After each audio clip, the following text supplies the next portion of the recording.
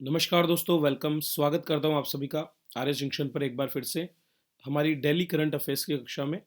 और आज हम बात करेंगे दिनांक 15 नवंबर से लेकर 17 नवंबर 2020 की खबरों पर। तो दोस्तों, ये जो करंट अफेयर्स है ये आपके आरपीएससी के सभी एग्जाम्स, इसमें RAS, grade 1, grade 2 teacher, assistant conservator forest, SI, police, पटवार और इसके अलावा जितने भी एग्ज़ाम हैं सभी एग्ज़ाम में काफ़ी उपयोगी आपके लिए होंगे। और निश्चित रूप से आपको इसमें जो आरएस मेंस परीक्षा है उसमें भी काफ़ी लाभ इनसे मिलने वाला है।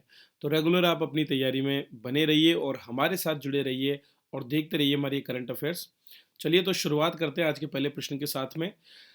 दोस्तों, हाल ही में वर्ष 2020 के लिए अंतर्राष्ट्रीय बाल शांति पुरस्कार जो चाइल्ड पीस अवार्ड्स हैं उनका वितरण किया गया। और 2020 के लिए इस वर्ष सादात रहमान को सम्मानित किया गया है, जो कि बांग्लादेश के किशोर हैं।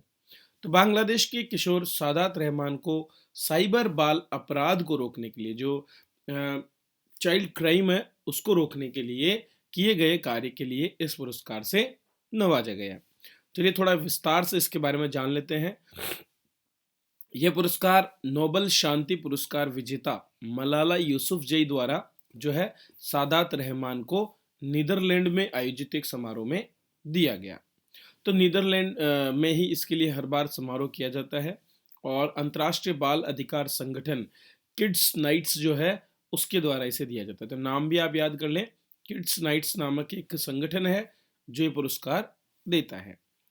वर्ष 2019 में यह पुरस्कार ग्रेटा थर्नबर्ग को दिया गया था, जबकि इस बार यह पुरस्कार सादत को दिया गया है। इस बार लगभग 42 देशों के 142 आवेदकों को जो है पहले चयनित किया गया था शुरुआत में, और उनमें से फाइनल जो है सादात रहमान को चुना गया है। सादात ने साइबर अपराध से पीड़ित किशोरों की मदद के लिए साइबर अपराध निरोधी ऐप, जिसका नाम साइबर टीन्स है, उसे बनाया है। इसके माध्यम से इंटरनेट सुरक्षा के बारे में बच्चों को जानकारी प्राप्त होती है। और इसके अलावा अगर कोई साइबर बुलिंग कर रहा है तो उसके बारे में रिपोर्ट करने के लिए मंच भी मिलता है। सवाल आता है कि साइबर बुलिंग क्या है। साइबर बुलिंग दरअसल ऑनलाइन किसी को टीज करने का एक जो है तरीका होता है, जिसमें आप किसी भी व्यक्ति को ऑनलाइन पीछे पड़ते हैं उसके सोशल मीडिया पर, आप उसको वहाँ पर जो है भद्दे कमेंट्स करते हैं या फिर आप उस पर फफ्तियाँ कसते हैं। ऐसी कोई भी गतिविधि जिससे उस व्यक्ति पर मानसिक दबाव बने, वो साइबर बुलिंग के रूप में माना जाता है। बच्चों के साथ होने वाली ये साइबर बुलिंग नामक घटना साइबर क्राइम का ही एक प्रकार है। और साइबर क्राइम आपकी आरएस परीक्षा जैसे जो हमारा सिलेबस है उसका भी एक भाग है। चलिए, वर्ष 2020 के लिए भारत से 17 बच्चे नामांकित हुए और इनमें से राजस्थान से 2 थे। इनमें एक तो जोधपुर के ओसिया की भैरव सागर निवासी जशोदा प्रजापति थी, जबकि दूसरी बच्ची टोंक के दारदा तुर्क गांव की वसुंधरा है। तो 2 बच्चे हमारे यहाँ से आए, ठीक है। एक है जोधपुर के ओसिया की भैरव सागर की निवासी जसोदा प्रजापत और दूसरी टोंक के दारदा तुर्क गांव की वसुंधरा। तो इन दोनों को यहाँ पर सम्मिलित किया गया था, लेकिन फाइनल अवार्ड जो है वो सादात रहमान को ही दिया गया है। जसोदा की बात करें तो ये एक सामान्य परिवार में पैदा हुई, ठीक है, किसान परिवार में, और उसके बाद महिलाओं के लिए इन्होंने काम किया। इन्होंने 4 बाल विवाह रुकवाए, जबकि जो उर्मुल ट्रस्ट है उसके साथ मिलकर के 130 से भी अधिक लड़कियों को जीवन कौशल शिक्षा सचिव के माध्यम से प्रशिक्षित किया। इसके अलावा एक उन्होंने कार्यक्रम भी शुरू किया गया था जिसका नाम था चुप्पी तोड़ो कार्यक्रम। ये चुप्पी तोड़ो कार्यक्रम सैनिटरी पैड्स के उपयोग और मासिक धर्म स्वच्छता के बारे में जागरूकता फैलाने के लिए शुरू किया गया था, ताकि बच्चियां इस बारे में समझें। तो यह है आज का पहला प्रश्न। चलिए आगे बढ़ते हैं। हाल ही में मान्यता प्राप्त रामसर स्थलों की सूची में जोड़ा गया सुर सरोवर किस राज्य में स्थित है?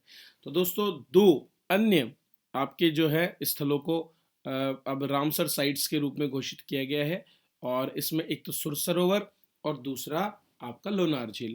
तो सुर सरोवर आपके उत्तर प्रदेश में आगरा में स्थित है, जबकि लोनार झील महाराष्ट्र में है, जो देश की एकमात्र क्रेटर झील के रूप में जानी जाती है, ठीक है। क्रेटर झील या उल्का झील, जो कि उल्का के गिरने की वजह से बनती है। सुर सरोवर को हम कैथम झील भी कहते हैं। और इन दोनों को मान्यता प्राप्त रामसर स्थलों की सूची में जोड़ा गया है। देखिए 37 स्थल हमारे जो हैं जनवरी 2020 में हो गए थे, जब कुल मिलाकर के और 10 स्थलों को एक साथ जो है रामसर साइट का स्टेटस दिया गया था।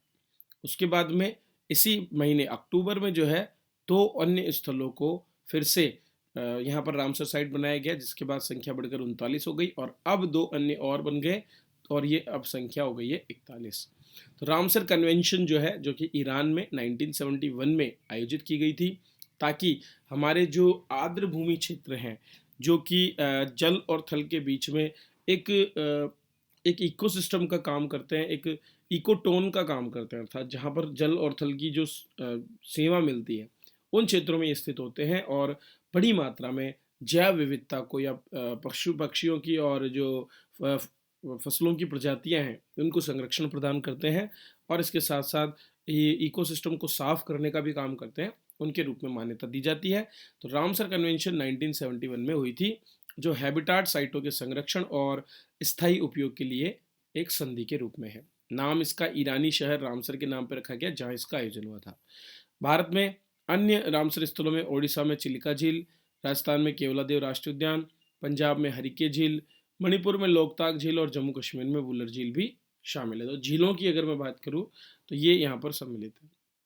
हाल ही में कबर्टल वेटलैंड और आसन कंजर्वेशन रिजर्व को भी रामसर साइटों के रूप में नामित किया गया है और उन्हें अंतर्राष्ट्रीय महत्व का वेटलैंड बनाया गया। इंटरनेशनल इम्पोर्टेंट के जो है स्थलों के रूप में उनको जगह दी गई थी। तो 2020 में 10 और आर्द्रभूमि नामित की गई, जिसके बाद 37 हो गई और अब 2 और 2 4 टोटल और जुड़ने से इसकी संख्या 41 हो गई है। इसके अलावा एक और जो चीज़ होती है रामसर साइट्स के बारे में जानने की, उसे बोलते हैं मॉन्ट्रेक्स रिकॉर्ड।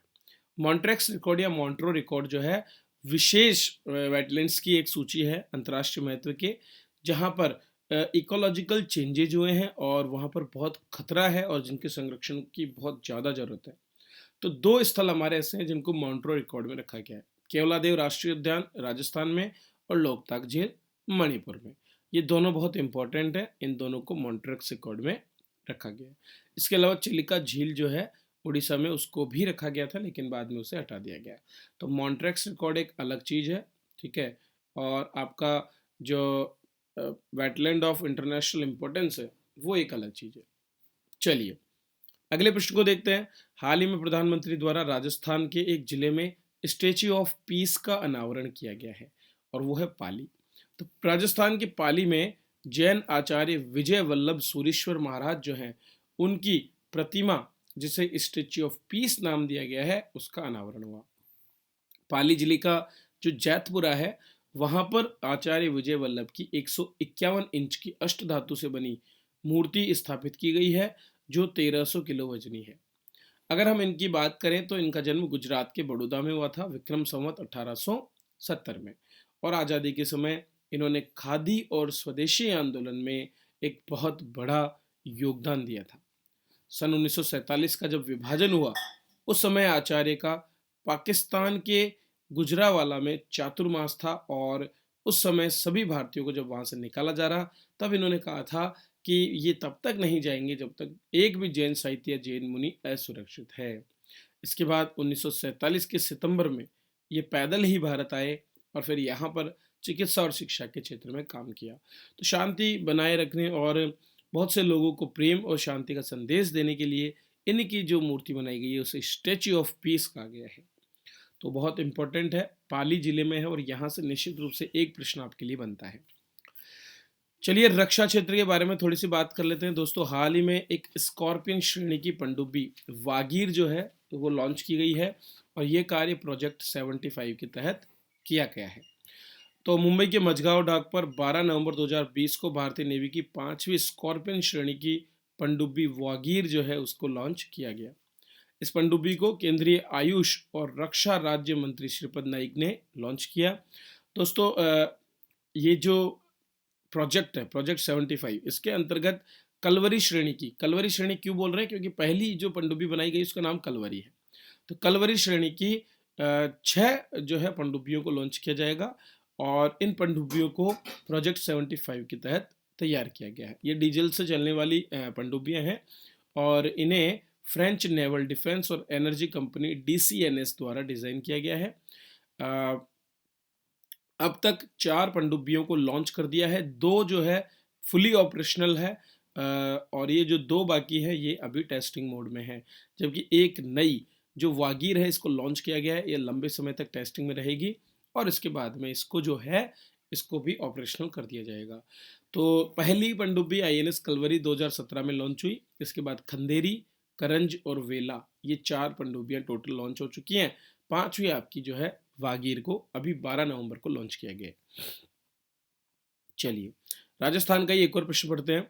राजस्थान में राजकीय बाल संरक्षण गृह, ठीक है, जहां पर बच्चों को रखा जाता है, उनमें रहने वाले बच्चों के लिए किस एक बैंक की मदद से जोधपुर में कौशल विकास केंद्र स्थापित किया गया है? नाम होगा ICICI। तो दोस्तों जितने भी इनके द्वारा कॉर्पोरेट सोशल रेस्पॉन्सिबिलिटी के अंतर्गत काम किए जाते हैं, उसी के क्रमबद्ध रूप से ICICI बैंक ने जो है जोधपुर में कौशल विकास केंद्र की स्थापना की है। दरअसल 14 से 20 नवंबर तक राजस्थान में बाल अधिकार सप्ताह का आयोजन किया गया है और इसी दौरान एक कार्यक्रम बाल संगम हुआ, जिसमें जैसा कि बजट में बताया गया था, एक नेहरू बाल संरक्षण कोष जो है वो स्थापित किया गया था। मैंने इस पर आपसे पहले भी बात की थी। तो नेहरू बाल संरक्षण कोष जो है उसी की अनुपालना में 2 योजनाएं लॉन्च की गई है। पहली योजना है वात्सल्य योजना और दूसरी योजना है समर्थ योजना। दोनों ही आपके अनाथ और बेसहारा बच्चे जो कि बाल संरक्षण घरों में रहते हैं, गृह में रहते हैं, उनके लिए की गई है। इनमें 18 वर्ष की आयु पूरी करके समाज की मुख्य धारा में जुड़ने के लिए बच्चों को समर्थ बनाने के लिए समर्थ योजना शुरू की गई है, ताकि उन्हें व्यावसायिक कौशल प्रशिक्षण, ऋण और परामर्श सेवाएं दी जा सके। तो ये जो बच्चे जो इन घरों में रहते हैं उनको यहाँ पर कौशल मिले और वे आने वाला अपना जीवन अच्छी तरह से संवार सकें, उसकी इनको ट्रेनिंग दी जाती है। दूसरी योजना वात्सल्य योजना है, जो बच्चों की देखरेख के लिए है, ताकि इन बच्चों को वैकल्पिक परिवार की सुविधा दे सके। तो बच्चे का पालन पोषण और देखभाल करने वाले माता पिता को प्रतिमाह 2000 रुपये की राशि इसमें उपलब्ध कराई जाएगी। तो ये है वो इम्पोर्टेंट खबर है जो आपको जाननी थी, जिनके बारे में मैंने आपको बताया। इनकी PDF आप ले सकते हैं RS जंक्शन एप्लीकेशन से, जो प्ले स्टोर पर अवेलेबल है।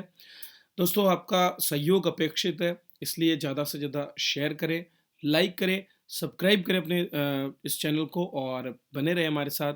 वीडियो देखने के लिए आप सभी का बहुत बहुत धन्यवाद।